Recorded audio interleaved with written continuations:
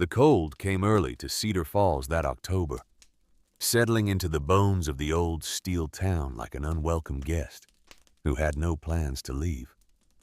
Wade Holloway stood at the kitchen window of the small clapboard house on Birch Street, watching the gray light spread across his backyard like spilled milk.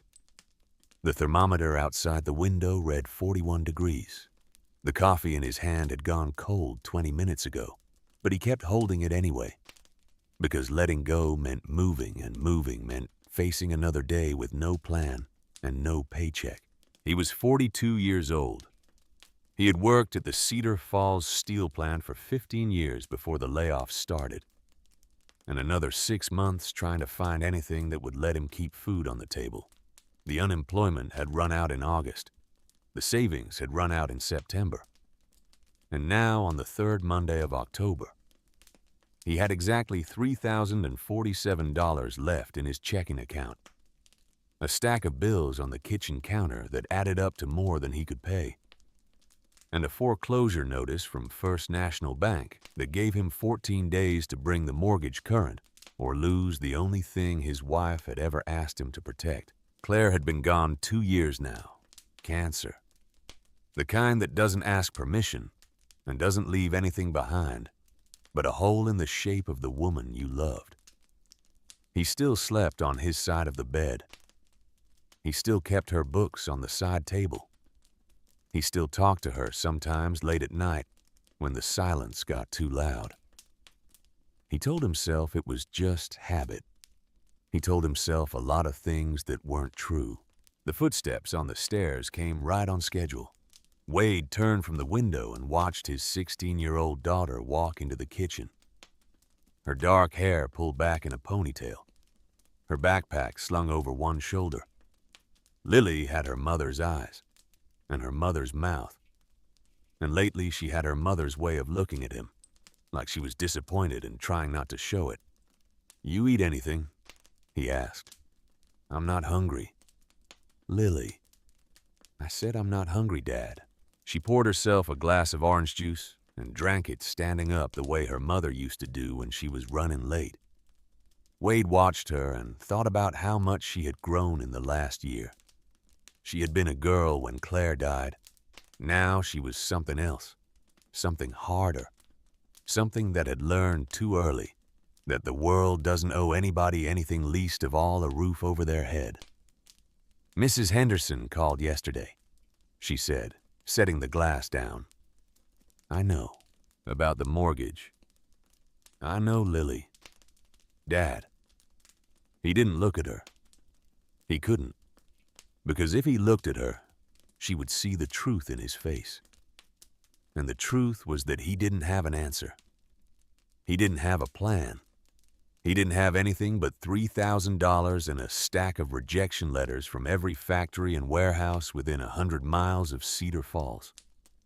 "I'm working on it," he said. "With what?" The question hit him like a hammer. He had no good answer. So he said nothing at all. And after a long moment, she shouldered her backpack and walked out the front door without looking back. And the screen door slapped shut behind her with a sound that felt like the closing of something he couldn't name. Wade stood alone in the kitchen for a long time after that. Then he poured the cold coffee down the drain, set the mug carefully in the sink, and walked to the mantel in the living room. There were 3 photographs there. His wedding day with Claire smiling in a dress her grandmother had worn. Lily as a baby asleep on Claire's shoulder. And the third one a black and white from 1962, of his father standing beside a Baltimore and Ohio locomotive in a rail yard somewhere outside Pittsburgh. Walter Holloway, born 1923, died 1985, veteran of the Second World War.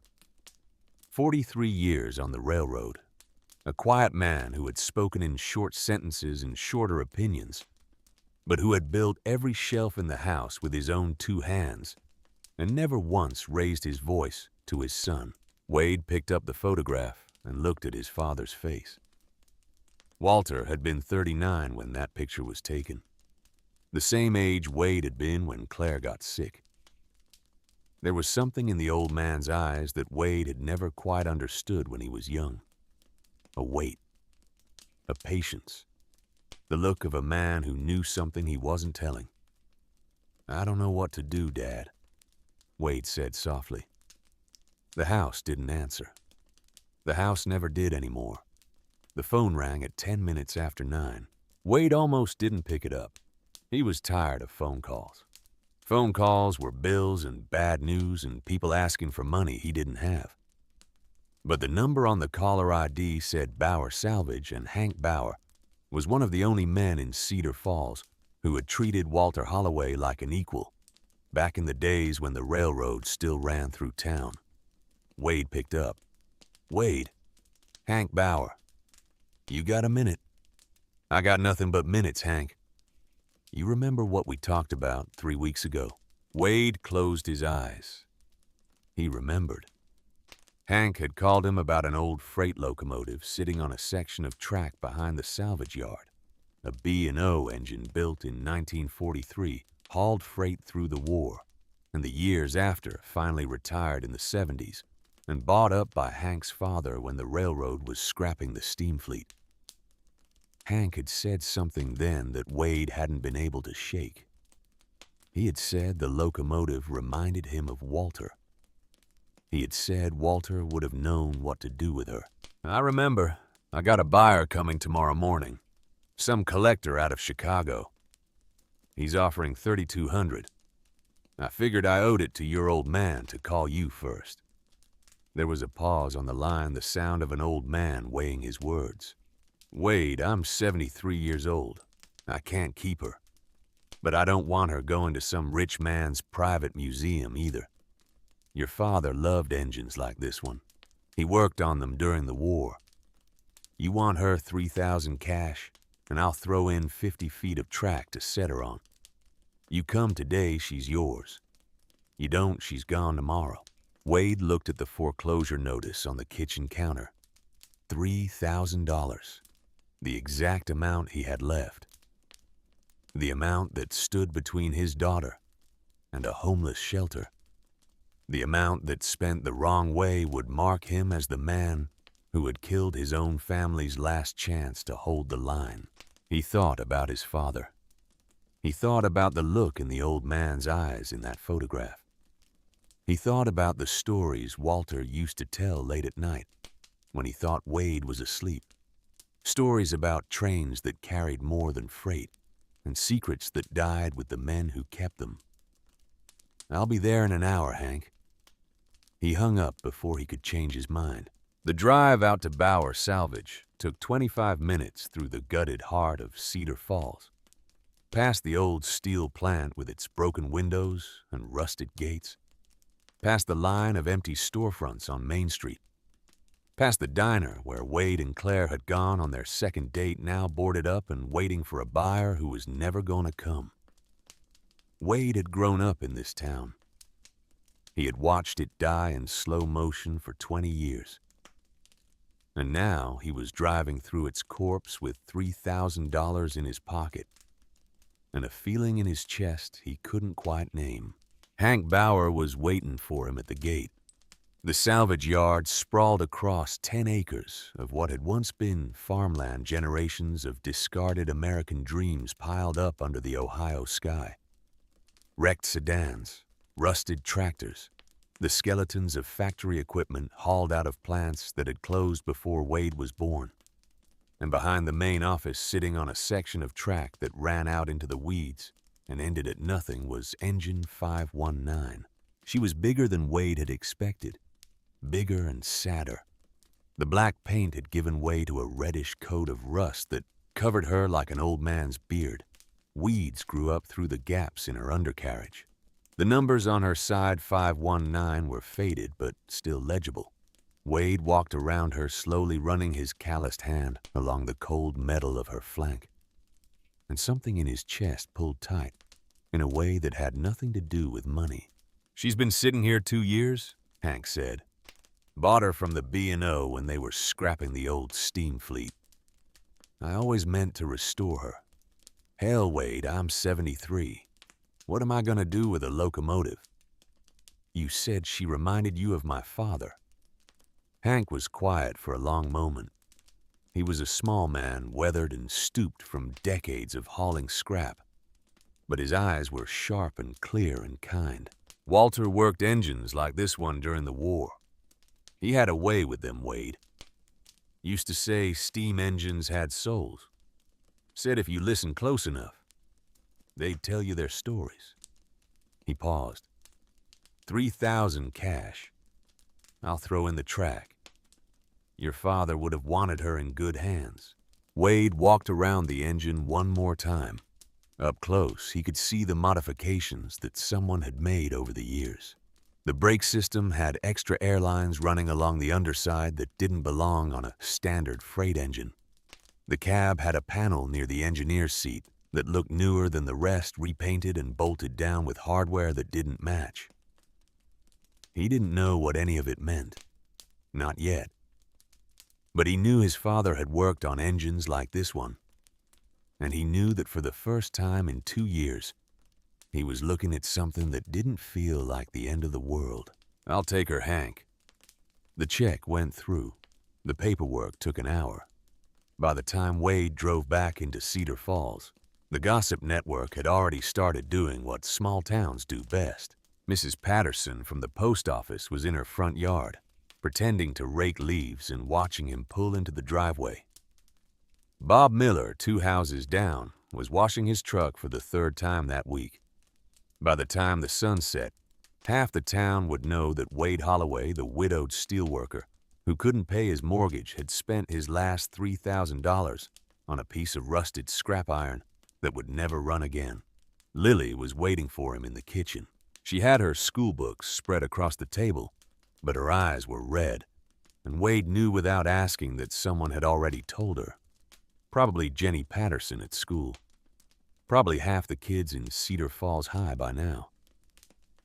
"Dad, Lily, you bought a train." "I bought a locomotive." "With what money?" Wade sat down across from her. He felt every one of his 42 years pressing down on his shoulders. The kitchen smelled like the coffee he had poured down the drain that morning, and underneath it faintly like the perfume Claire had worn at their wedding. "I know how it sounds," he said. "It sounds insane, Dad. We can't pay the mortgage. We can't pay the electric bill. And you just spent $3,000 on a piece of junk that doesn't even run." "It's not junk." "It is junk, Dad. It's rust and metal, and it doesn't even run. Your grandfather. Grandpa's been dead for 17 years. The words came out sharper than she meant. He could see it in her face the moment she said them, the way her eyes flinched, the way her mouth opened and closed again. But the words were already out, and they hung in the air between them like smoke from a fire. She hadn't meant to start. "He's not coming back, Dad. Mom's not coming back. And buying some stupid train isn't going to bring either of them back." She got up from the table. She left her books where they were. She walked up the stairs without looking at him, and Wade heard her bedroom door close, and then the small sound of a 16-year-old girl crying into a pillow she thought was thick enough to muffle the sound. It wasn't. Wade sat at the kitchen table for a long time. Then he got up, walked to the garage, and pulled down the wooden ladder to the attic. The attic above the garage was where Walter's things had been sitting for 17 years. Wade had brought them home after his father's heart attack, packed them into boxes, climbed the ladder, set them in the corner, and never gone back up there again. Now he climbed slowly. His work boots heavy on the wooden rungs, the smell of dust and old wood filling his nose, like the past coming up to meet him. Walter's toolbox was exactly where Wade had left it. A heavy green metal chest with the words T. Holloway B&O Railroad stenciled across the top in white letters that had faded, but not vanished. Beside it sat a smaller wooden box that Wade didn't immediately recognize, and an old kerosene lantern with a brass base that had somehow stayed bright through nearly 2 decades of darkness. Wade lifted the lantern carefully It was heavier than he remembered. He could see his father's hand holding it, leading him through the rail yard on summer nights when Wade was 8 years old. The soft yellow glow lighting up the tracks ahead of them. Railroad lantern shows you the truth, son. Electric light just shows you what's there. Wade sat down on the dusty attic floor and opened the wooden box. Inside were Walter's personal effects, a pocket watch on a tarnished chain, a handful of old photographs in a brittle envelope, a folded American flag that had been presented to Walter at his discharge in 1945 after 3 years in the South Pacific, and 2 campaign ribbons he had never displayed. And underneath all of it, a leather-bound Bible that Walter had carried with him every day of his adult life. Wade picked up the Bible. It was heavy. The leather was worn smooth where his father's thumb had rested against the spine 10,000 times. He opened the cover. A folded piece of paper fell out and landed on the dusty floor at his feet. The paper was yellow with age. The folds were sharp as if it had been folded once and never opened again. Wade picked it up with hands that suddenly didn't want to be steady. He unfolded it carefully. The handwriting was unmistakable. Walter Holloway had written in the same precise, slightly slanted script for 50 years, and Wade had grown up looking at notes left on the kitchen counter in that same hand. The note was dated 1978. Engine 519. B&O Freight. Built March 1943. Special Cargo Manifest. Operation Safekeeping. What the war could not take, the railroad kept. Look for the modifications behind the false panel. The truth is worth more than gold, but it belongs to those who lost everything. Walter Holloway. 1978. Wade read the note 3 times. His heart was beating in a way he hadn't felt in years.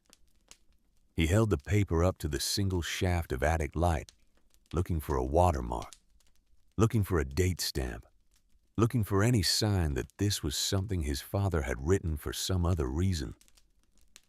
There was nothing. Just the note. Just the words. Just the unmistakable script of a man who had been dead for 17 years, telling his son to look for something he hadn't been ready to look for until tonight. Engine 519. The same number. The same locomotive.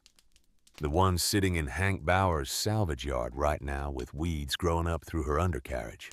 Wade folded the note carefully, slipped it into his shirt pocket, and climbed down from the attic with the toolbox in one hand and the lantern in the other. He didn't tell Lily. He didn't tell anyone. He sat in his garage for a long time looking at the green metal chest, and then he got into his truck and drove back to Bauer Salvage as the sun was going down. The salvage yard was empty when he arrived. Hank had locked the gate, but he had told Wade to come and go as he pleased. And Wade had a key now. He let himself in, walked through the rows of rusted hulks in the gathering dusk, and climbed up into the cab of Engine 519 with his father's tools and his father's lantern and his father's note burning in his shirt pocket. He lit the lantern. The wick caught with a soft hiss, and the warm yellow light spread through the cab like something that had been waiting a long time to wake up. Wade adjusted the flame and looked around. In the daylight, the cab had looked like a wreck. By lantern light, it looked different. The shadows softened the rust. The light caught on details he had missed before. Scratches in the metal that looked deliberate. Slight variations in the paint where somebody had repainted over older work. Behind the engineer's seat, there was a panel. Wade had seen it that afternoon and not thought twice about it. It looked like part of the wall. It looked like every other panel in the cab. But when he tapped it now with the lantern light catching the seams, it sounded hollow. The bolts holding it in place were painted to match the surrounding wall, but the paint was newer than what was around it. and underneath the paint Wade could see rust that had formed before someone had covered it up. His hands were shaking now. He took the wrench from his father's toolbox. The handle was worn smooth from 43 years of Walter's grip. Wade fitted it to the first bolt and turned. The bolt resisted at first, then gave way with a sound like something old letting go of a secret. He worked his way around the panel, 6 bolts in all. And then he set the wrench down and lifted the panel away from the wall. There was a compartment behind it. It was about the size of a shoebox hollowed into the metal, where no compartment should have existed on a standard B&O freight engine. And inside the compartment, wrapped in oiled canvas and sealed against moisture, was a manila envelope. Wade lifted it out with the kind of care a man uses when he's holding something he doesn't yet understand. The canvas came away in his hands. The envelope was thick. He set it on his lap, took a breath, and opened it. The first thing he pulled out was a cargo manifest.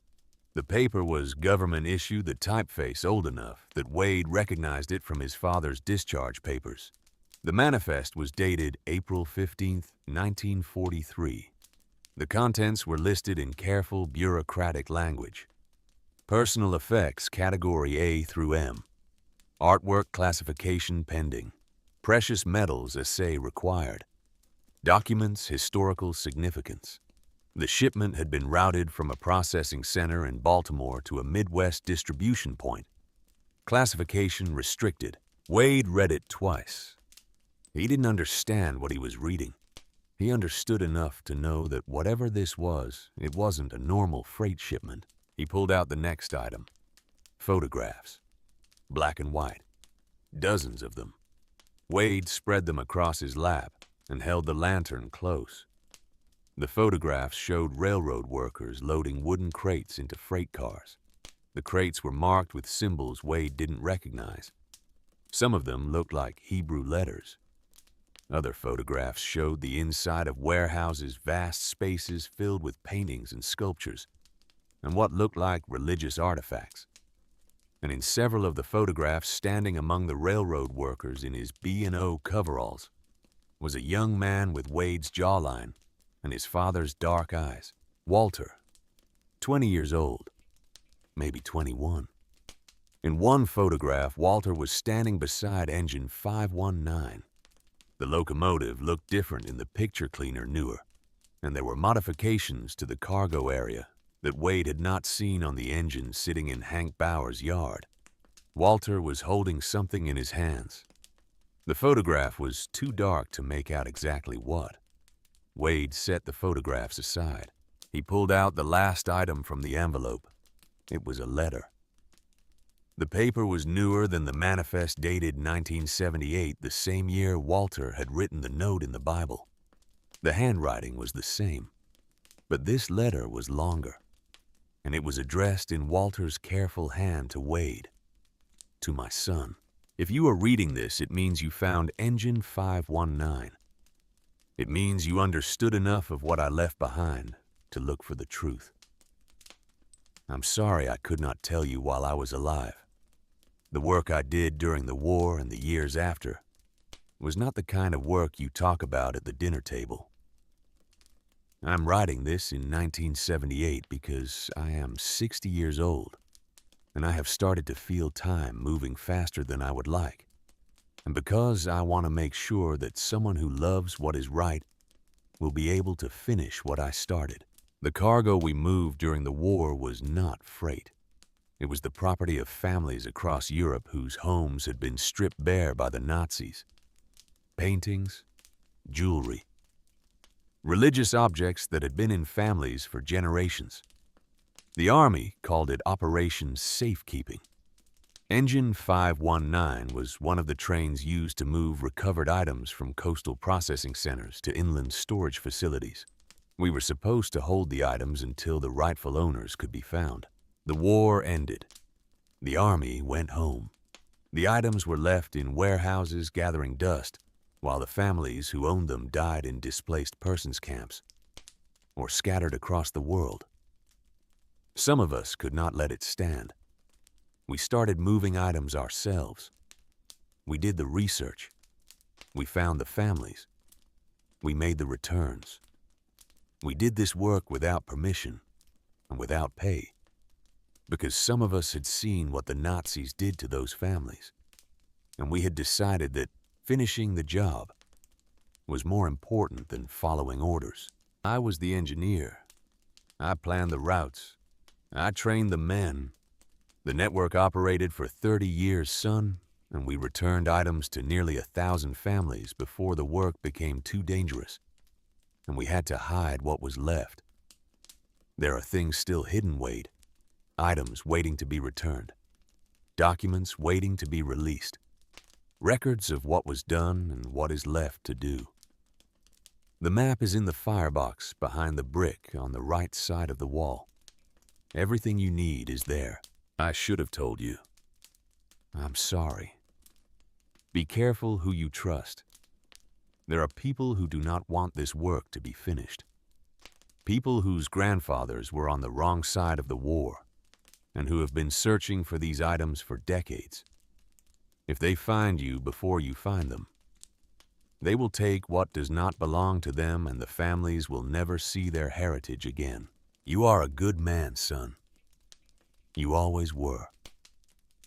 Your mother and I were proud of the man you became.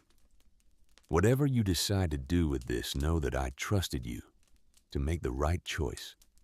Your father, Walter Holloway, June 1978. Wade did not realize he was crying until he saw the wet spots on the paper. He set the letter down. The lantern burned beside him, casting its warm light across the cab of an engine his father had ridden when he was younger than Wade was now. His hands were shaking. His face was wet. He sat there in the cold cab of engine 519, surrounded by the ghosts of a war that had ended before he was born. And he tried to understand what his father had just told him. Walter Holloway, quiet man, good father, 43 years on the railroad, 2 Purple Hearts in a drawer he never opened. Walter Holloway had been hiding a war. He had been hiding it for 30 years. And he had spent the last 7 years of his life leaving a trail for his son to follow, hoping someday Wade would be the kind of man who could finish the work. Wade did not know how long he sat there. The lantern was burning low when he finally heard the footsteps on the track outside. He looked up. Through the open window of the cab, he could see a figure walking toward the engine with a flashlight. Small. Familiar. The dark hair pulled back in a ponytail. The jacket that had been her mother's. Lily. She climbed up the side of the cab and put her hand on the metal frame of the doorway. She looked at her father. She looked at the photographs spread across his lap. She looked at the letter in his hand. She looked at his face, and Wade knew his face was wet, and he knew she could see it. And there was nothing he could do about that now. Dad. Lily. How did you... I followed you. I saw your truck at the salvage yard, and I walked.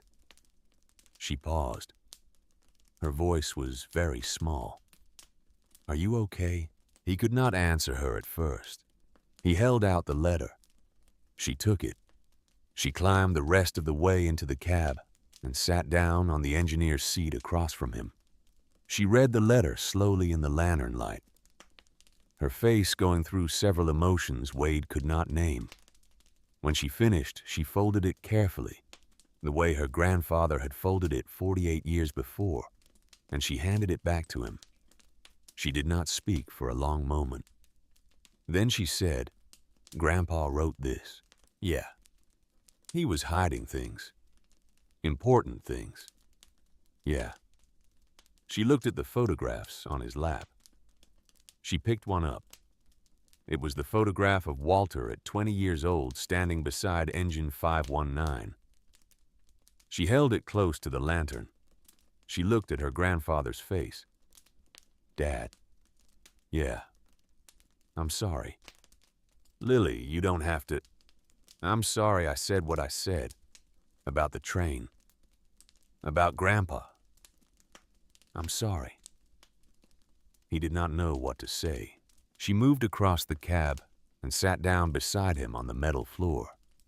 She leaned her head against his shoulder, the way she had when she was a little girl, the way she had not done in 2 years since her mother got sick. He could feel her shaking. He could feel his own hands shaking. The lantern burned between them like something that had been waiting a long time to be lit. "Dad, yeah, we have to finish it." He did not answer her at first. He thought about the foreclosure notice. He thought about $3,000 and a stack of bills and a daughter who was supposed to go to college in 2 years, and a wife buried in the cemetery on Route 7. He thought about his father who had carried a secret for 50 years because he could not let 1,000 families die without their heritage. He thought about what kind of man he wanted to be. "Yeah," he said finally, "we do." The lantern burned down. The cold deepened. Outside the cab, the salvage yard was silent under a sky full of stars that had been shining over Cedar Falls long before any of them were born. Wade Holloway sat in the engine his father had hidden a secret in with his daughter beside him for the first time in 2 years.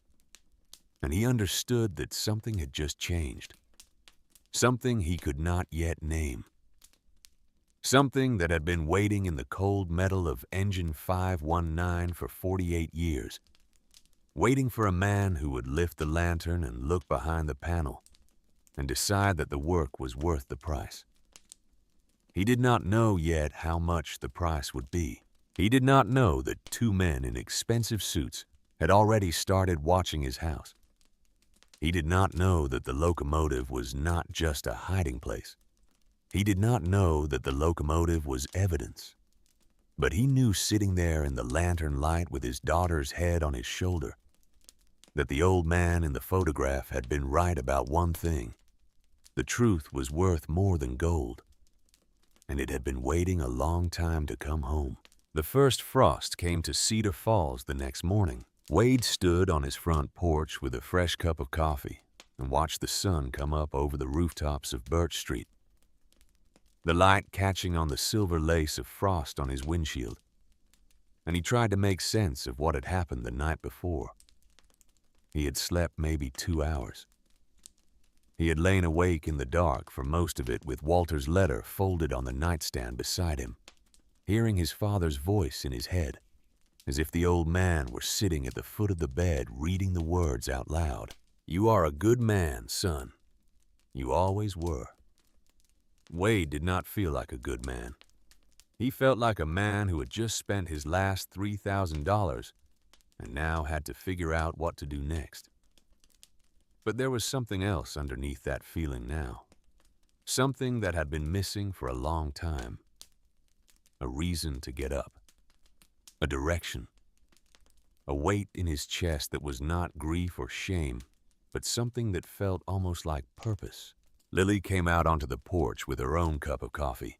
She did not usually drink coffee, but she had taken a mug from the cabinet that morning and poured it black the way her grandfather used to drink it. And she sat down beside her father on the wooden steps, without saying a word. They sat there for a while in the cold. "I want to help," she said finally. "Lily, this isn't Dad. I want to help." He looked at her. The morning light caught the side of her face, and for a moment Wade saw Claire in her so clearly that his chest tightened. Claire had given him that same look the day she told him she was pregnant. The same look the day they signed the papers on the house. The look of a woman who had decided something and was not going to be talked out of it. "All right," he said. "All right. You finish school first. Every day. No skipping. Dad. Promise me." She rolled her eyes the way only 16-year-old girls can roll their eyes. But she nodded. She drank her coffee. She made a face at the bitterness and drank it anyway. That night, they went back to the salvage yard. The map was in the firebox. Walter had said so, and Walter had been right about everything else. And so Wade and Lily climbed up into the cold belly of Engine 519 with the lantern and a flashlight and a pry bar from Walter's toolbox, and they started looking. The firebox was where the coal had been shoveled in 50 years ago, a dark iron chamber blackened by decades of fire, and Wade had to crawl in on his hands and knees to reach the back wall. The bricks lining the firebox were heavy and rough.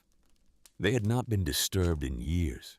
Wade ran his hand along the right side the way the letter had said, and on the third row up from the bottom he found one that didn't feel like the others. The mortar around it was newer. The brick gave a hollow sound when he tapped it with the pry bar.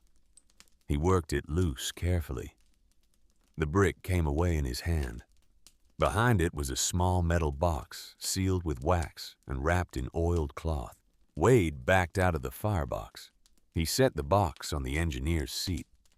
Lily held the lantern over it while he cut the wax seal with his pocket knife and lifted the lid. Inside was a folded map, and underneath the map, a leather-bound journal. The journal was thick.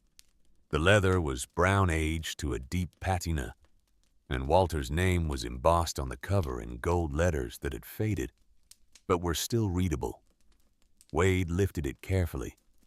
The pages had been written on for 30 years in his father's familiar hand, and the dates on the entries ran from 1945 to 1978. "Dad," Lily whispered, "look at this." She unfolded the map across the engineer's seat. It covered Ohio, Pennsylvania, Illinois, parts of Indiana. Walter had marked locations across all 4 states with small black symbols, each one numbered, each one corresponding to entries in the journal. There were 17 primary sites, 6 backup sites, cross-references in the margins, GPS coordinates added in pencil during the 1990s in handwriting that was shakier than the original work, but still recognizably Walter's. Wade stared at the map. He thought he understood the scale of what his father had done. He had been wrong. The scale was bigger than he had imagined. This was not one hiding place. This was a network, a system, the work of a man who had spent his entire adult life on a project he never told his son about. "Wade Holloway." The voice came from outside the cab. Wade turned his hand going instinctively to the pry bar on the floor beside him. Lily froze.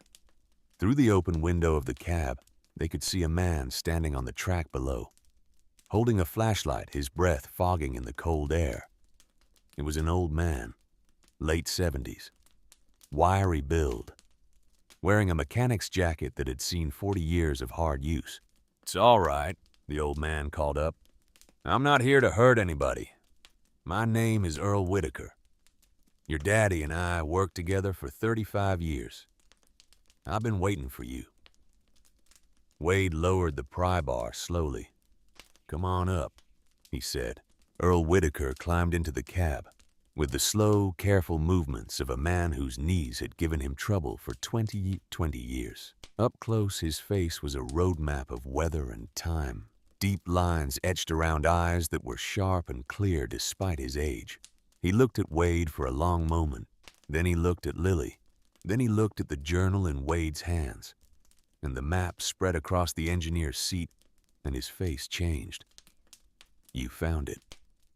You knew," Wade said. "I knew." "How long?" 40 years, son. Maybe more." Earl sat down on the metal floor of the cab. He pulled a flask from his jacket pocket, took a small drink, and offered it to Wade. Wade shook his head. Earl screwed the cap back on and held the flask between his hands, as if he were warming it. "Your daddy was the best man I ever knew," Earl said. "He saved me twice during the war. Pulled me out of a freight car in Marseille that was about to take a direct hit from artillery. Carried me a half-mile on a busted leg, with German rounds coming down around us.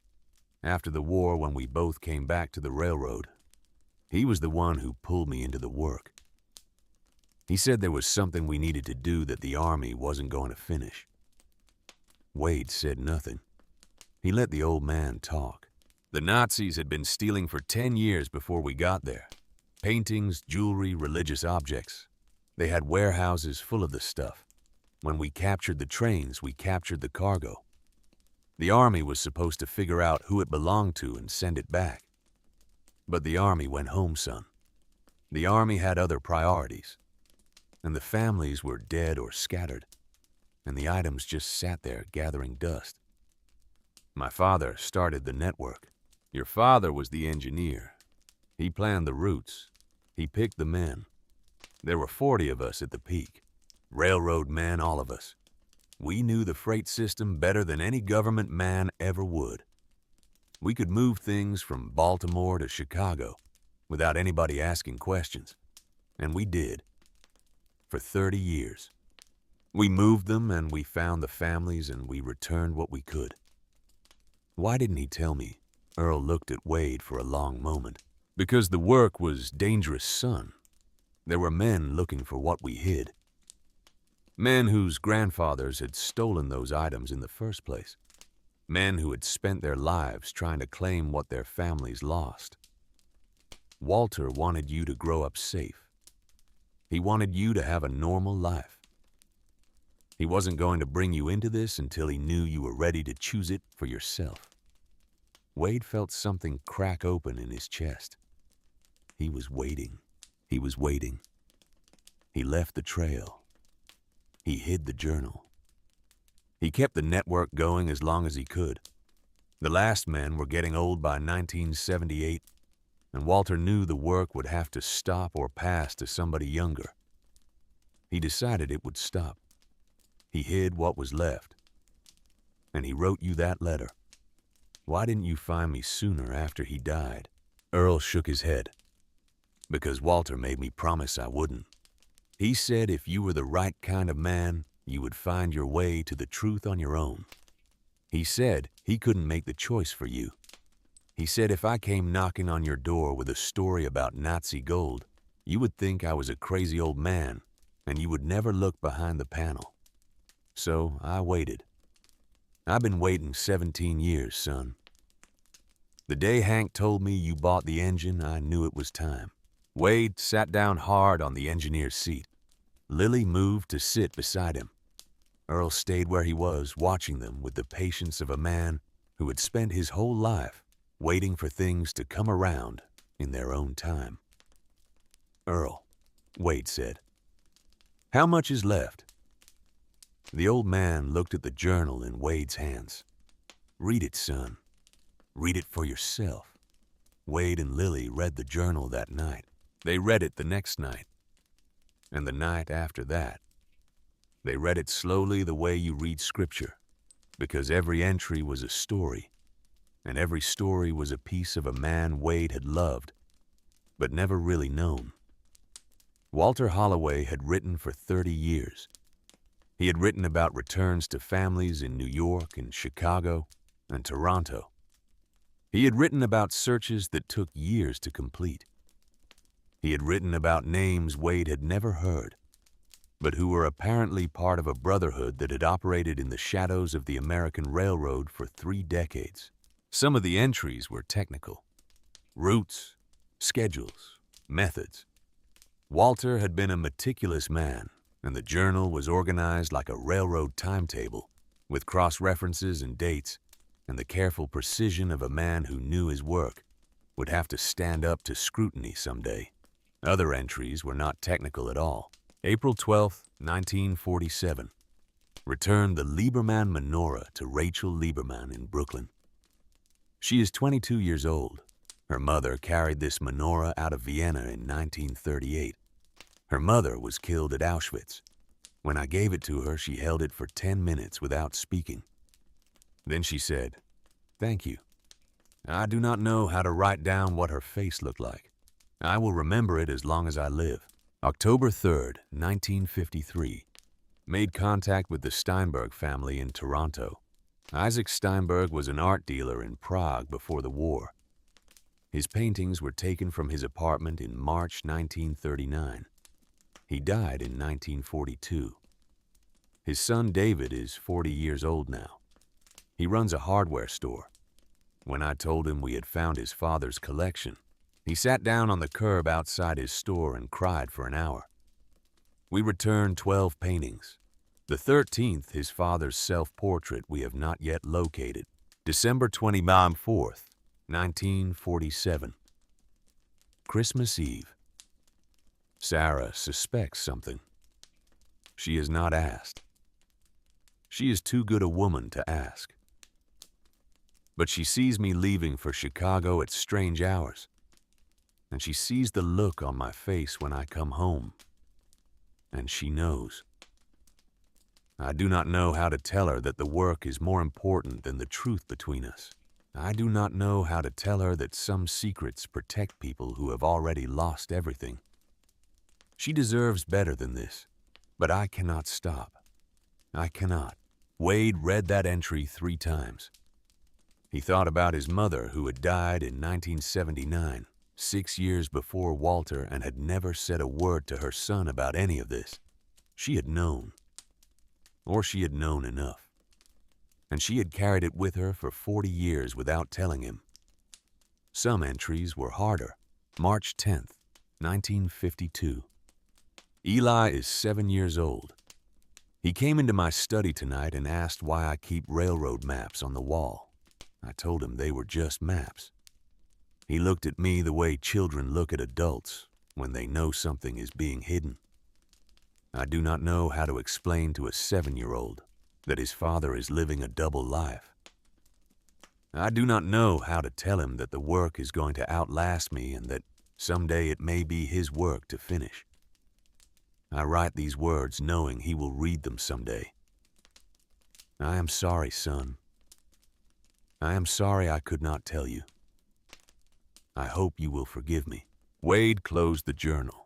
He sat in the kitchen with Lily across from him, and the lamp on the table cast its yellow light across the pages of his father's secret life, and he understood finally why Walter had been the way he was. The quiet, the patience, the weight in his eyes. It had not been age. It had not been the war. It had been 30 years of carrying something he could not put down. Dad. Yeah. Are you going to do it? He did not answer her right away. He thought about $3,000 and a foreclosure notice and a job he did not have, and a daughter who needed college money. He thought about the photographs of families he had never met. He thought about Rachel Lieberman holding her mother's menorah for 10 minutes without speaking. He thought about his father at 20 years old, standing in front of Engine 519, hands holding something the camera had not been able to capture. Yeah, he said. I'm gonna do it. The first thing they needed was an expert. Wade did not know how to authenticate Holocaust-era artifacts. He did not know how to research family lineages or coordinate international transfers or any of the other things the work was going to require. Earl Whitaker had been a railroad mechanic. Lily was 16. The men who had worked alongside Walter were either dead or too old to climb into a locomotive cab. They needed help.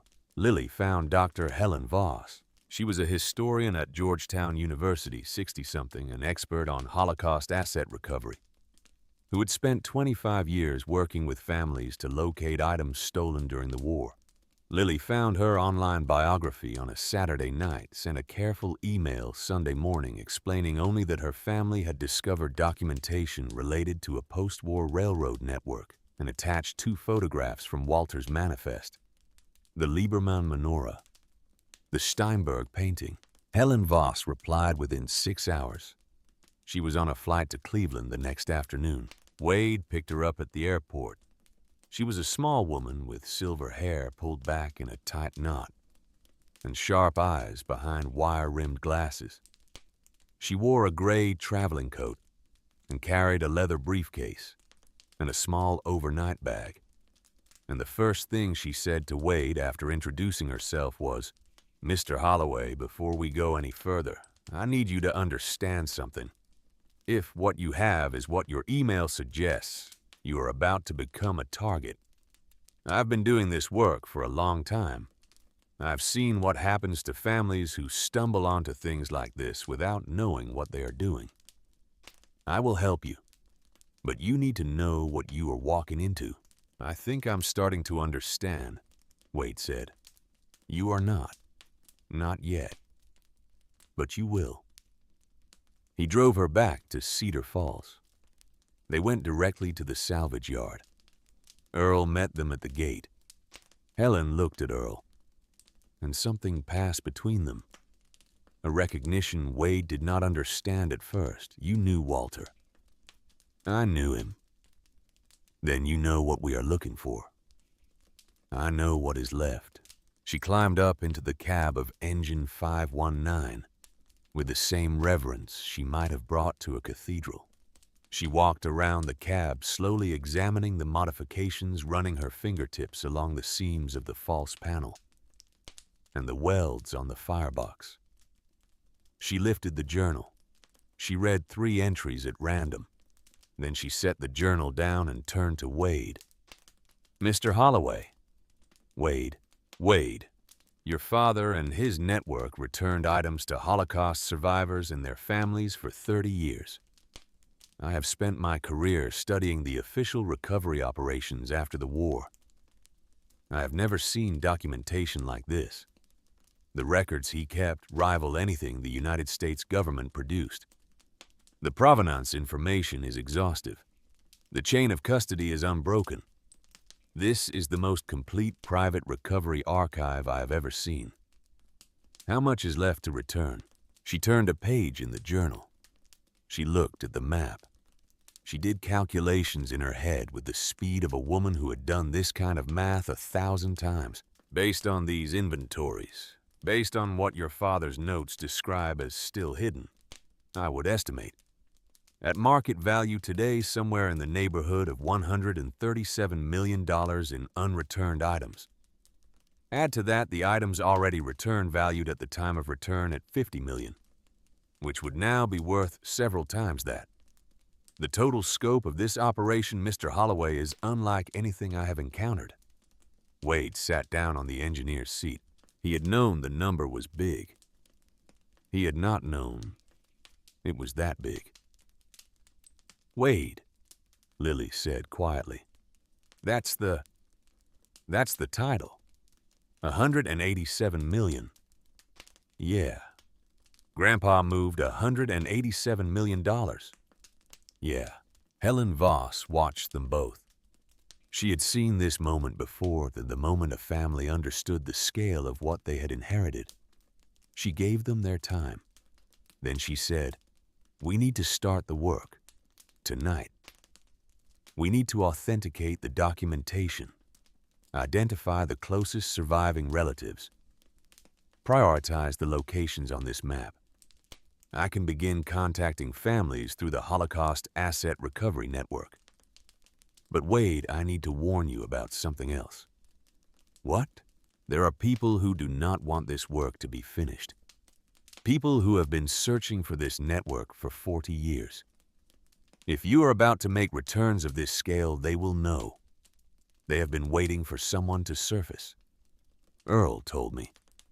Did he tell you about the Reinhardt family? Earl's face went still. Helen. He needs to know. Helen, the boy, he needs to know now, Earl, because they will be here within the week. Wade looked between them. Who is the Reinhardt family? Helen sat down across from him. She folded her hands in her lap. During the war, Wade, the Nazis used specially modified locomotives to transport stolen items from occupied territories back to Germany. SS officers commanded these transports. One of them was a man named Otto Reinhardt. He was responsible for art looting operations in occupied France and Poland. He oversaw the theft of thousands of items from Jewish families. He was killed in 1945 when his transport was captured by Allied forces. His transport. Yes, this transport. Engine 519. Yes. Wade looked at the locomotive around him. He looked at the rust on the walls and the photographs of his 20-year-old father standing beside her in 1944. He thought about Walter, who had captured this engine from a man who had stolen from 1,000 families and who had spent the rest of his life trying to give those things back. Otto Reinhardt had a grandson, Helen said. His name is Klaus. He has spent the last 20 years filing fraudulent claims against recovered Holocaust assets. He uses forged documentation to assert family ownership of items his grandfather stole. He has the resources of an inherited fortune. He has lawyers in 3 countries. And he has been searching for this engine and the items connected to it since he was a young man. He's still alive. He is 60 years old and he is very well funded. And he has a small organization of associates who do for him whatever the law will not allow. If word of this discovery reaches him, Wade, and word will reach him, he will come. Wade looked at his daughter. She was watching him with an expression he had not seen on her face before. Not fear. Not exactly. Something harder. Something that reminded him of her mother in the last months of Claire's illness, when she had decided she was not going to be afraid anymore.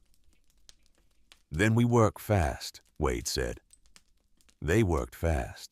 For the next 9 days, they worked every night, sometimes until 2 or 3 in the morning. Lily photographed every page of Walter's journal and uploaded the images to an encrypted server Helen had set up. Earl helped Wade dismantle additional sections of the locomotive, and they found more hiding places, more documentation, more of the careful evidence Walter had spent 30 years assembling. Helen worked her phone day and night contacting Holocaust survivor organizations' art recovery experts, federal authorities who would need to be involved when the time came. Wade worked on the engine. He had not understood at first why his father had hidden so much in the locomotive itself, instead of in the warehouses Walter had used. As he worked, he began to understand. The engine was the proof. The modifications were the evidence. The fact that Engine 519 had been built by Germans modified for Nazi looting operations, captured by American forces, and used by Walter's network for 30 years of returns, made her a single physical document of the entire operation. A man could destroy a journal. A man could burn a warehouse. But to destroy Engine 519 was to destroy a 50-foot piece of welded iron that weighed 200 tons. Walter had hidden the truth inside something that could not easily be made to disappear. On the 7th day, Wade noticed the car for the first time. It was a black Cadillac with Illinois plates. It was parked across the street from his house at 6 in the morning, and it was still there when he came back from the hardware store at noon. The driver was a man in his 40s with a face like a closed door. He did not get out of the car. He sat there and watched, and when Wade walked past on his way back inside, the man did not look away. The next morning, the Cadillac was parked at the salvage yard. Earl saw it first. He came out of the office with his face set in the way old men's faces set when they have decided something serious is happening, and they need to be ready for it. The Cadillac sat at the gate for an hour. Then it drove away. That afternoon, Hank Bauer's office was broken into. Nothing was stolen. Nothing was even visibly disturbed. But Hank's safe had been opened. His papers had been gone through, and the bill of sale for Engine 519 had been photographed and put back in the wrong drawer. Hank called Wade. Wade drove out to the salvage yard. He stood in the office with Hank and Earl and looked at the small signs of someone who had been very careful but not careful enough. "It started," Earl said. "Yeah, that night." Wade sat in the kitchen with Lily across from him. She had her school books in front of her, but she had not opened them. She was looking at her father with the expression he had been seeing more and more in the last week. Steady. older than her years. Dad? Yeah. They know. Yeah. She was quiet for a moment. Then she said, I was going to tell you something. I was waiting for the right time, but maybe there's not going to be a right time. So I want to tell you now. He waited. I've been thinking about what's going to happen. With the house. With school. With everything. And I want you to know that whatever you decide to do with what we found, whatever choice you have to make, I'd rather we do the right thing than have any amount of money. Lily, listen, Dad. Grandpa spent 30 years doing this. He did it when he was poor. He did it when nobody was looking. He did it when he could have stopped at any time, and nobody would have known. He didn't stop. So I don't want us to stop either, even if it costs us everything. Wade looked at his daughter. He did not trust himself to speak. She got up from the table. She put her arms around his neck, the way she had when she was 8 years old, and had wanted to be picked up. He held her there for a long time. He could hear the clock ticking on the wall behind him. He could hear the wind moving in the trees outside. He could hear somewhere in the back of his mind his father's voice from a long time ago, reading him to sleep on a Sunday night when he had been small enough to fit in Walter's lap. The phone rang at 9:14. Wade let it ring 3 times. Then he picked up. Mr. Holloway. The voice was older, cultured, a faint German accent under the careful American English. Who is this? My name is Klaus Reinhardt. I believe you and I have a great deal to discuss. I would like to come to your home tomorrow afternoon at 3 o'clock. I think you will find it in your interest to be there. Wade did not answer at first. He could hear Lily watching him from the kitchen doorway. He could hear his own heartbeat in his ears. 3 o'clock, Wade said. Excellent. The line went dead. Wade set the phone down. He stood in the dim kitchen for a long moment.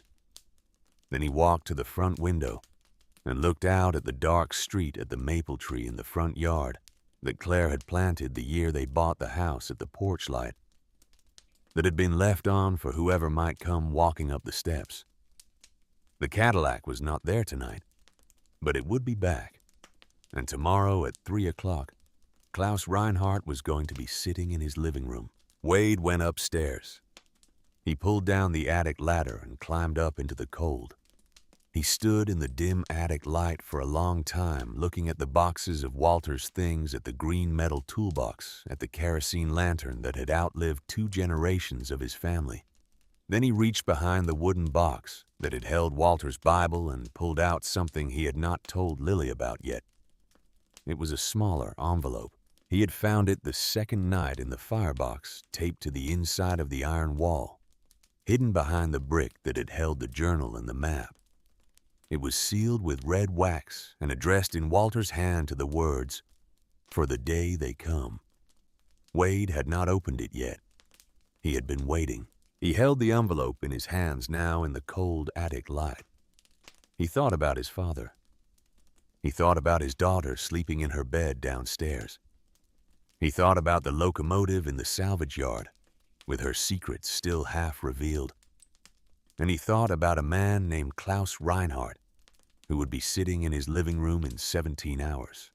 He did not open the envelope, not yet, but he carried it down from the attic and put it in the lockbox under his bed, and he laid awake until almost dawn, staring at the ceiling, listening to the wind in the maple tree, trying to understand the size of what his father had left for him to find. Whatever was inside that envelope, Walter had written it for this exact moment. The day they come, tomorrow, 3 o'clock. Klaus Reinhardt arrived at 3 o'clock exactly. The black Cadillac pulled up to the curb in front of the house on Birch Street, and 2 men got out. The older one was tall and straight-backed, with silver hair combed neatly to one side. and a charcoal overcoat that probably cost more than Wade had earned in his last month at the steel plant. The younger one was thicker through the shoulders, mid-40s, the kind of man whose smile never quite reached his eyes. They walked up the porch steps together, and Klaus rang the doorbell as if he had been there 100 times before. Wade let them stand for a moment before he opened the door. He had been preparing for this since the phone call the night before. He had hidden the journal at Earl's house. He had moved the original photographs to a safe deposit box at the bank that morning. Lily was at the kitchen table with her school books, but she had a small recording device in her sweater pocket that Helen Voss had brought from Washington. Helen herself was in the back bedroom watching the front yard, through a slit in the curtains, ready to call the FBI if anything went wrong. Wade opened the door. "Mr. Holloway," Klaus said, "thank you for receiving us. May I introduce my associate, Marcus Crane? May we come in?" Wade stepped aside without speaking. They walked into the living room and stood there looking at the photographs on the mantel. Klaus took his time. He looked at Wade's wedding picture. He looked at the photograph of Lily as a baby.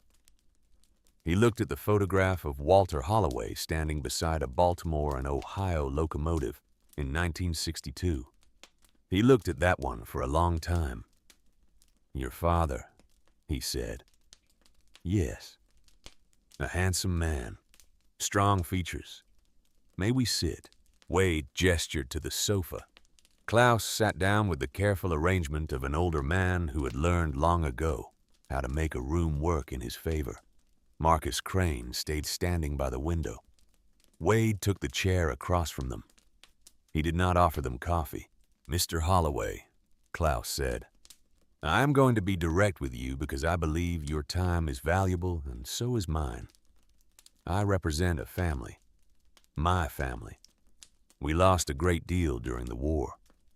Property that was confiscated by American forces in 1945, without compensation, without due process, without any of the legal protections that should have been afforded to civilians caught in a conflict. We have spent decades working through the proper channels to recover what was taken from us. We have been largely unsuccessful. The reasons for that failure are complicated. The result is that there are items still in existence that belong to my family, and we have reason to believe that some of those items have recently come into your possession." Wade said nothing. "The locomotive you purchased from Mr. Bauer was used during the war to transport property that originally belonged to my family.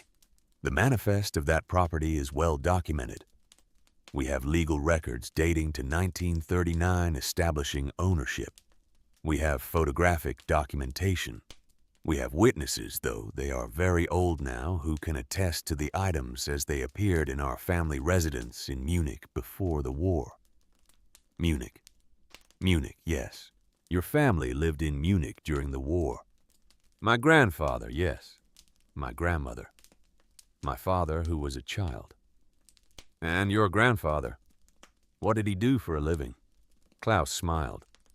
The smile did not reach his eyes either. My grandfather served the German government in a number of capacities. The details of his service are not particularly relevant to the question of family property. I think they might be relevant, Mr. Reinhardt. Mr. Holloway. I know who your grandfather was. Klaus's expression did not change, but Wade saw something move behind the older man's eyes. A small adjustment. A recalibration. Mr. Holloway. Whatever you may have read or been told, the actions of an individual 70 years ago do not affect the legal ownership of property held by his descendants. American courts have been clear on this point. International law has been clear. Property is property. Lineage is lineage. Your father, if he was the man I believe he was, retained items that were not his to retain. We are prepared to overlook the past actions of the previous generation. We are prepared to compensate you generously for your time and your trouble. We would like to recover what belongs to us, quietly, privately. without involving any of the federal agencies who tend to complicate these matters unnecessarily. How generously? $500,000. Cash, tomorrow. The number sat in the room. Wade thought about $3,000 in a checking account. He thought about a foreclosure notice on the kitchen counter. He thought about Lily's college fund, which did not exist, and the fact that with $500,000 he could pay off the house and put his daughter through school, and have enough left over that she would never have to worry about money, the way he had worried about money for the last year and a half. He thought about all of it. He sat there in the chair across from Klaus Reinhardt, and he let the number sit in the room, and he did not answer right away because he knew his daughter was listening from the kitchen, and because he knew what his father would have said. "No," Wade said. "Mr. Holloway." "The answer is no, Mr. Reinhardt." Klaus's smile thinned. "Perhaps you do not understand the situation. I understand it just fine. Mr. Holloway, you are a 42-year-old man with no employment. You are about to lose your home. You have a 16-year-old daughter. The amount I am offering you would resolve every problem in your life and provide a foundation for your daughter's future. The items in question have been the subject of legal disputes for decades. Even if you decide to fight me, you will spend years in court. You will exhaust whatever resources you have. You may ultimately lose everything anyway.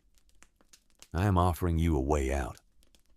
I am offering you a way to do right by your daughter." Wade leaned forward in his chair.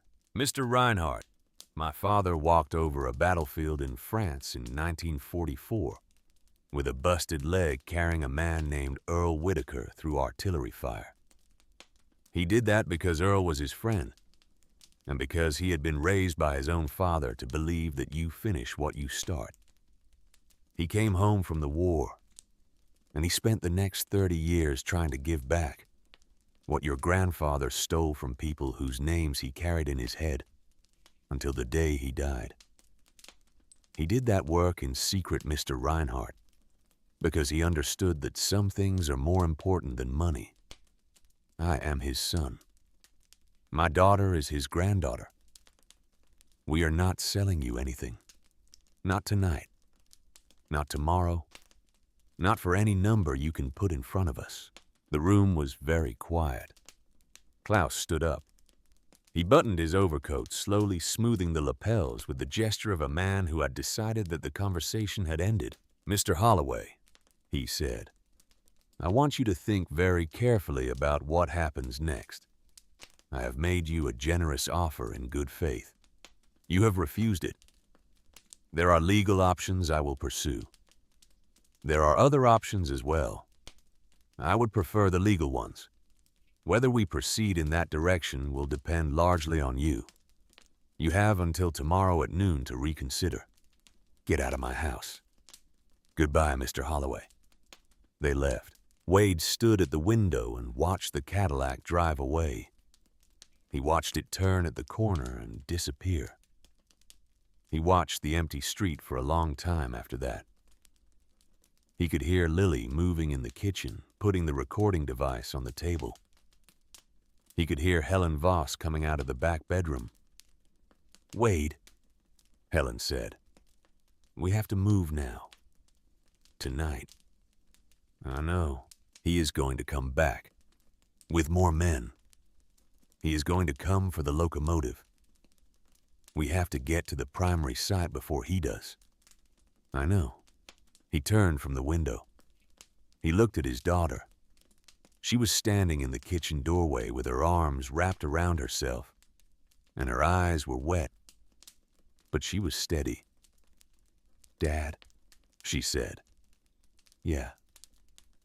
"Are you scared?" "Yeah, Lily.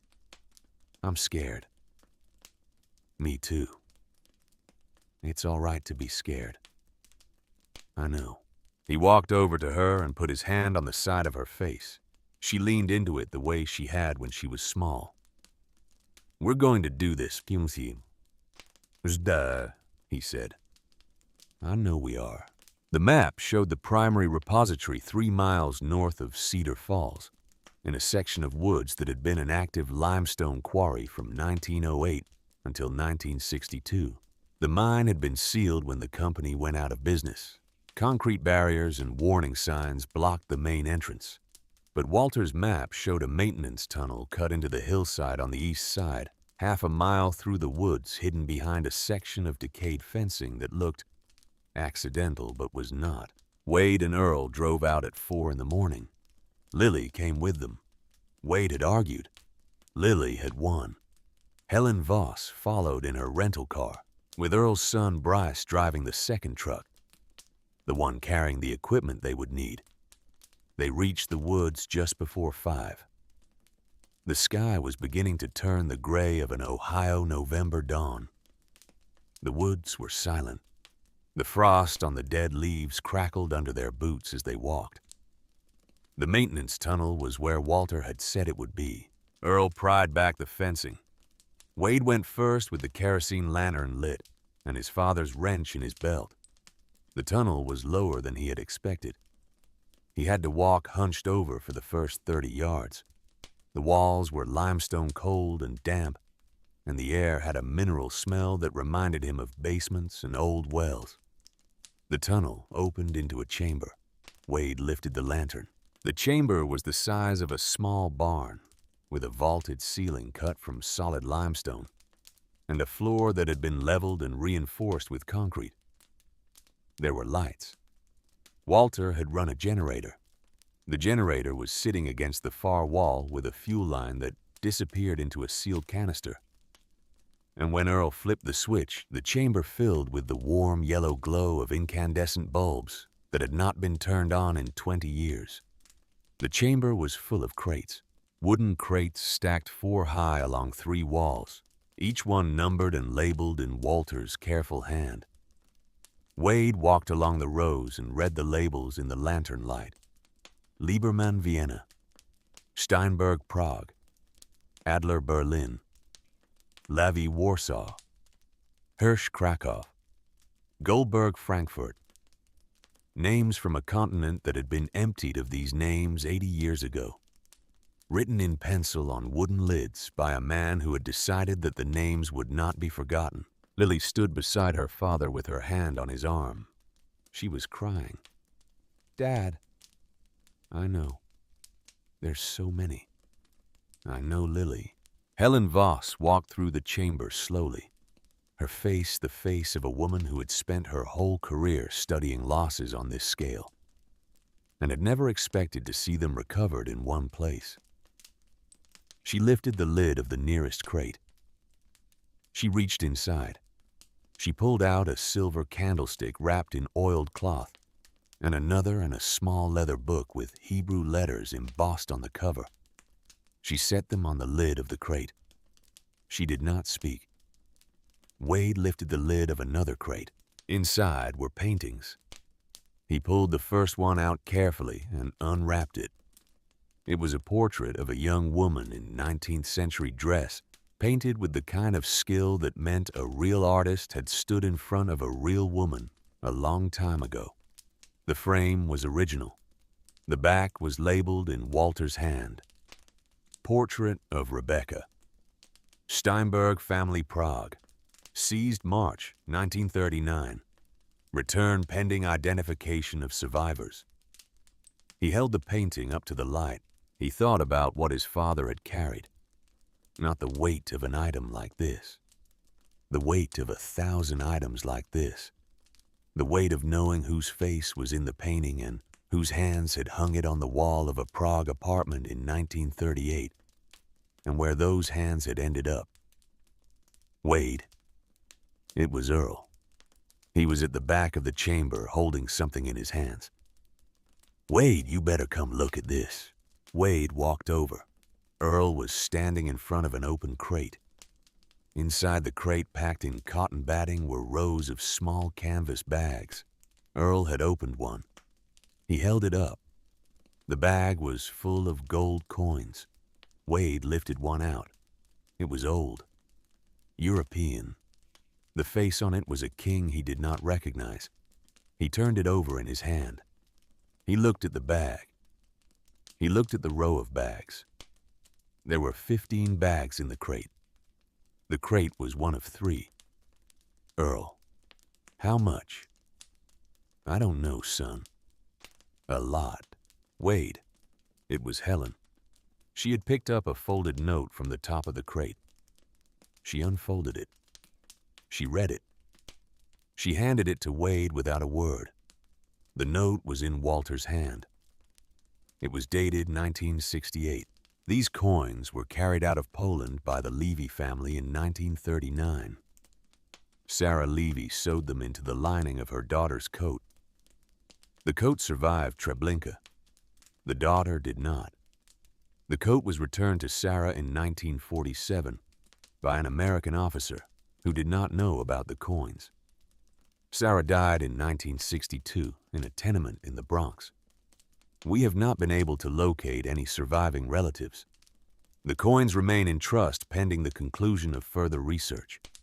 May the hope they once carried someday provide hope to those who have lost everything. Walter Holloway, October 1968. Wade read the note twice. He did not realize he had sat down on the cold floor of the chamber until Lily was sitting beside him with her arm around his shoulders. He thought he had understood his father. He had not understood anything. The truck came at 6:15. Bryce heard it first. He was standing watch at the mouth of the tunnel, and he came running into the chamber with his face white in the lantern light. They're here. Wade was on his feet before Bryce finished speaking. How many? 3 trucks, maybe 7, 8 men. They got equipment, Wade. They got metal detectors. They got ground-penetrating radar. They came ready. Wade looked at Helen. Helen was already pulling out a satellite phone. FBI is 2 hours out at the closest, she said. Cleveland field office. I am calling them now. 2 hours. 2 hours, Wade. Then we hold them for 2 hours. He turned to Lily. He took her by the shoulders. Lily, I need you to do something for me. I need you to go up to the entrance with your phone, and I need you to start recording everything. Their faces, their license plates, their equipment, everything they say. And I need you to live stream it right now. Every social media account you have. Dad, Lily, listen to me. The thing they cannot survive is light. They have spent 40 years in the dark.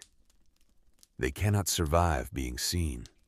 You go up there, and you film them, and you put them on the internet, and you keep filming until the FBI gets here. Can you do that for me? Yes. Earl. Bryce. With me. They walked up the tunnel together. The morning had come up gray and cold above the woods.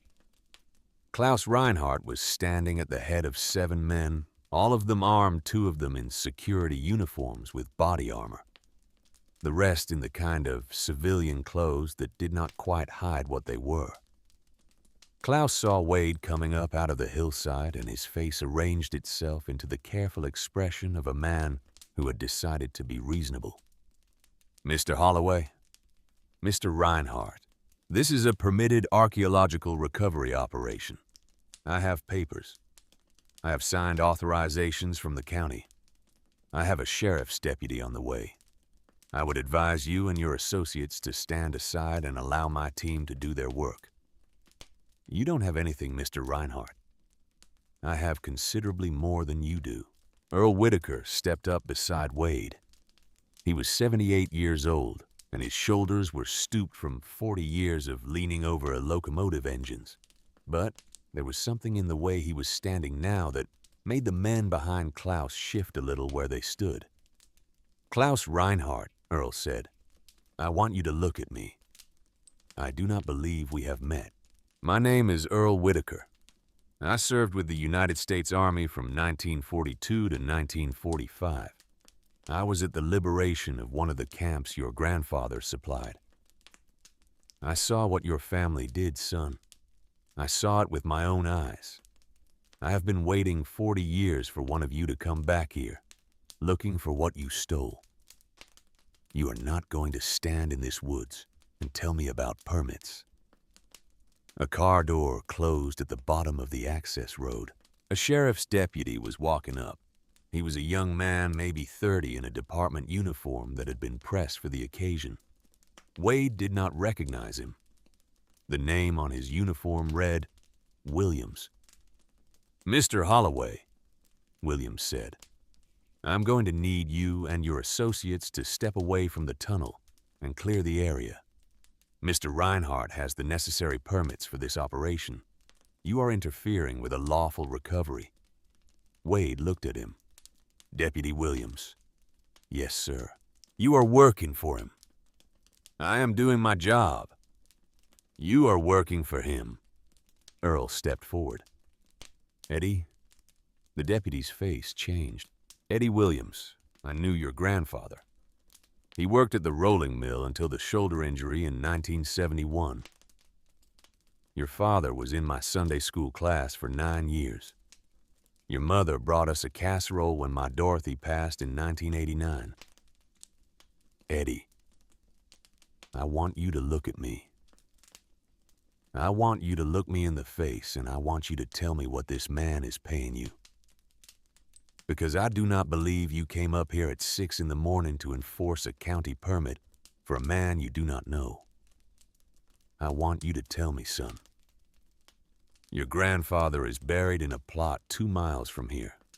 I want you to tell me what he would say." Williams did not answer. He looked at Klaus. He looked at Earl. He looked at the 7 men standing behind Klaus with weapons that were not standard equipment for a county archaeological permit. The morning was very cold and very quiet, and Williams was a young man who was about to have to make a decision. Lily came up out of the tunnel with her phone held out in front of her. She was pale, but she was steady, and the small red light on the screen was on. "This is Lily Holloway in Cedar Falls, Ohio. I am at the entrance to a sealed limestone mine where my grandfather Walter Holloway hid Holocaust assets for 30 years. There are armed men here. They are working for a man named Klaus Reinhardt, whose grandfather was an SS officer responsible for stealing these items from Jewish families during the war. They are trying to take what we found before we can return it to the families." She turned the camera. She showed the men. She showed the trucks. She showed the equipment. She showed Klaus Reinhardt's face for a long moment. And Klaus did not turn away because he had not yet realized what was happening. "They are trying to take it," Lily said again, "before we can return it to families who have been searching for 70 years. The phone was streaming. The number in the corner of the screen was already at 300 viewers and climbing fast. Klaus saw the camera. His face moved through several expressions and arrived at one Wade had not seen before. Cold. Very cold. "Young lady, turn that off." "No." "Turn it off now." "No." He started to take a step toward her. Marcus Crane started to take a step toward her. Earl Whitaker stepped between them, and his old hands came out of his coat pockets, and one of those hands was holding a service revolver that had been issued to him in 1944 and was still functional. "You are going to back up," Earl said. "All of you. You are going to back up right now." The 7 men behind Klaus did not back up, but they did not advance either. The number in the corner of Lily's phone was at 1200 and climbing. The phones in 3 of Klaus's men's pockets started to ring. A horn honked at the bottom of the access road. Wade looked down. Through the trees, he could see a pickup truck turning in. Behind it, another pickup. Behind that, an old sedan. Behind that, 2 more pickups. Cedar Falls had heard. Lily's stream had reached the town in less than 10 minutes. Bob Miller from 2 houses down was driving the first truck. Mrs. Patterson from the post office was in the second. The Methodist minister, John Crawford, was driving the sedan. The trucks behind that Wade did not recognize at first, until he saw them park and the doors open, and the men climb out, and he realized they were retired railroad men, friends of his father. Some of them in their 80s, some of them on canes. One of them, Maury Becker, had a portable oxygen tank. They were coming up the access road. There were 15 of them, then 20, then 30. Klaus Reinhardt watched them come. He looked at Eddie Williams. He looked at his own 7 men. He looked at the camera in Lily's hand. He looked at the number in the corner, which was at 4,000 now, and climbing past 5. He had spent 40 years in the dark. He could not survive being seen. "Eddie," Earl said quietly, "now is the moment, son." Eddie Williams turned to Klaus. "Sir," he said, "I am going to need you to instruct your men to lay down their weapons and step back from the entrance. This operation is suspended pending a federal review. Any permits you may have are not going to hold up against what is on that camera." Klaus looked at him. "You are making a serious mistake, Deputy." "I am making a long overdue correction, sir." The men of Cedar Falls reached the top of the access road. They walked past Wade and Earl and Lily, and they formed a line between Klaus's men and the tunnel entrance. They did not speak. They did not need to. They were old men in flannel coats and seed company hats. They had worked the railroad and the steel plant and the farms. They had buried Walter Holloway in 1985, and they had buried each other since. They stood now in the cold morning, and they looked at Klaus Reinhardt with the kind of silence that does not need a weapon to make a point. Klaus stood there for a long moment. He looked at Wade. Wade saw in his face the specific recognition of a man who has spent a lifetime preparing for one outcome and is realizing that the outcome is not going to come. "Mr. Holloway," Klaus said, "Mr. Reinhardt, this is not finished." "Yes, Mr. Reinhardt, it is." And Wade reached into the inside pocket of his coat and pulled out the envelope he had not opened until that morning at 4 o'clock. The one Walter had labeled for the day they come. The one he had hidden in the iron of Engine 5-1948 years before, and addressed to the son he had hoped would someday be ready to read it. He held it up. "My father left this for me," Wade said. "It is an order of federal trusteeship signed in 1971 by Judge Harold Wexler of the 6th Circuit Court of Appeals. It assigns custody of recovered Holocaust assets pending family identification to the Holloway family in perpetuity. It predates any claim you have ever filed by 23 years. My father knew you would come, Mr. Reinhardt. He prepared for you. He has been waiting for you for 50 years. And now I am here, and I am his son." Klaus stared at the envelope. He did not move. Wade stepped down off the rise. He walked past Klaus. He walked past Marcus Crane. He walked up to Eddie Williams, and he handed him the envelope. He nodded once. Williams opened it. He read the document. He looked at Klaus. "Sir," Williams said, "I'm going to ask you and your team to leave the area now. The federal authorities will be in touch with you regarding the conduct of this operation." The 2 SUVs from the Cleveland field office of the FBI arrived 20 minutes later. Klaus Reinhardt was not arrested that morning. The arrest came 3 weeks later after the federal investigation had assembled the case. The charges included attempted theft of federal evidence, conspiracy to defraud Holocaust survivors, fraudulent legal claims spanning 11 jurisdictions, and a series of charges related to the forged documents he had been using for 40 years. The case took 3 years to work through the courts. Klaus's lawyers were as good as Helen had said they would be. He was eventually convicted of 2 of the charges and sentenced to time served plus a fine that did not approach the value of what he had been trying to take. That was not the part of the story that mattered. The part that mattered was Rachel Lieberman.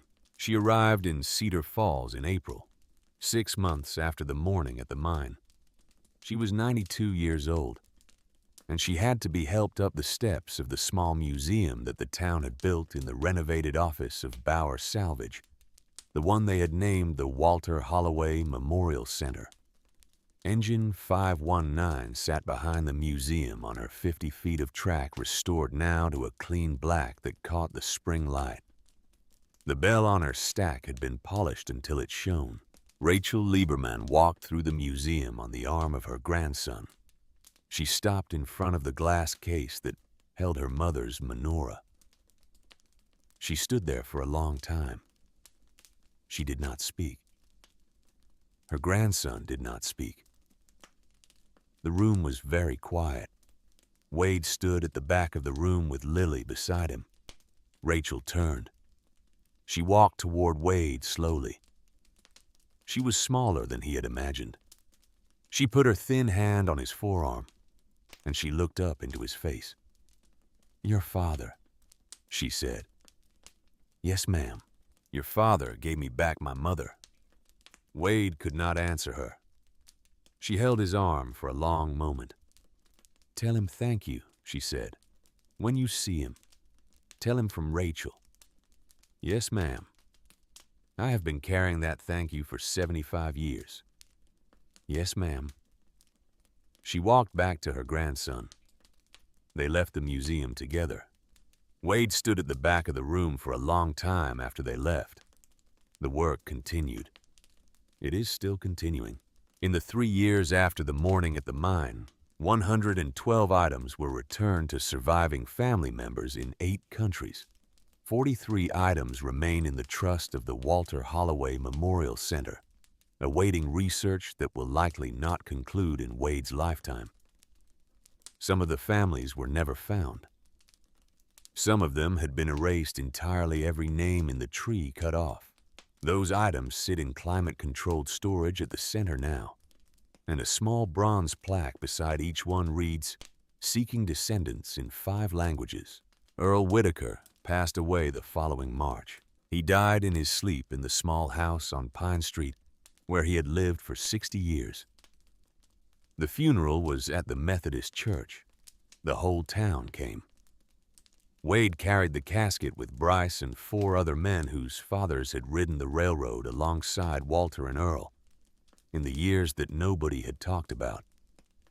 Wade gave the eulogy. He talked about a friend of his father's who had carried him through France in 1944 and had spent the next 40 years finishing the work the Army had not finished. He talked about a man who had waited 17 years to knock on a door because he believed a son had to find his own way to the truth. He cried at the end. He was not the only one. Wade did not become a millionaire. The federal government provided a finder's fee that, after lawyers and taxes, was just enough to pay off the mortgage and put a new roof on the house. There was a small monthly stipend from the Holocaust Asset Recovery Network for the work he continued to do as the trustee of the center. It was enough to live on. It was not enough to buy a new truck. Wade had not wanted a new truck. The old one still ran. Lily got into a state university on a humanities scholarship that the foundation had created in Walter's name. She was studying history and political science. She came home on weekends to help at the center, and she wrote letters to families in 3 languages. She had picked up basic German and Hebrew on her own. She wanted to do this work for the rest of her life. Wade had stopped trying to talk her out of anything a long time ago.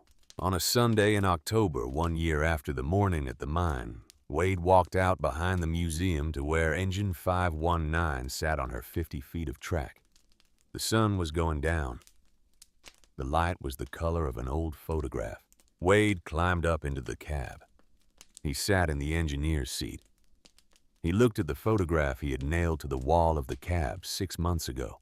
Walter Holloway, 20 years old, in his B&O coveralls, standing beside this same engine in 1944.